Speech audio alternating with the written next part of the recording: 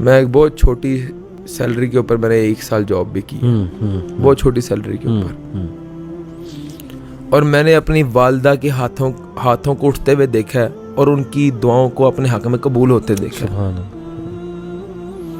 میں نے یہ چیز میں زیرو تھا، یہ میری والدہ کی دعائیں ہیں، مجھے بیٹھے بیٹھے کچھ کرنا بھی نہیں پڑا، اللہ تعالیٰ نے قرآن کی برکت سے مجھے شہرت بھی دے دی، عزت بھی دے دی، اللہ تعالیٰ نے مجھے کاروبار میں بھی ترقی دے دی، یہ دعائیں تھیں، میں زیرو تھا۔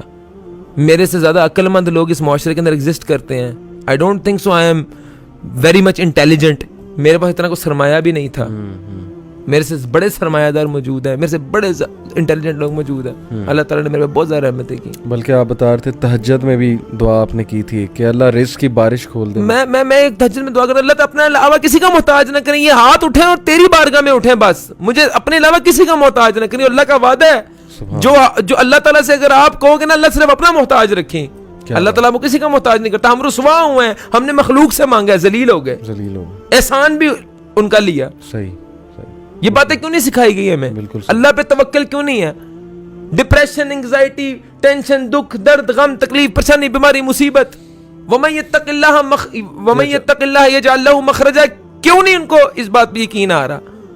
وَيَرْزُقْهُ مِنْ حَيْثُ لَا يَحْتَسِبُ وَمَن يَتَوَكَّلْ عَلَى اللَّهِ فَهُوَ حَسْبُهُ، بالکل کیوں نہیں یقین؟ صحیح بات، ان اللہ یحب المتوکلین کے اوپر کیوں نہیں یقین؟ ان اللہ یحب الصابرین پہ کیوں نہیں یقین؟ بالکل صحیح۔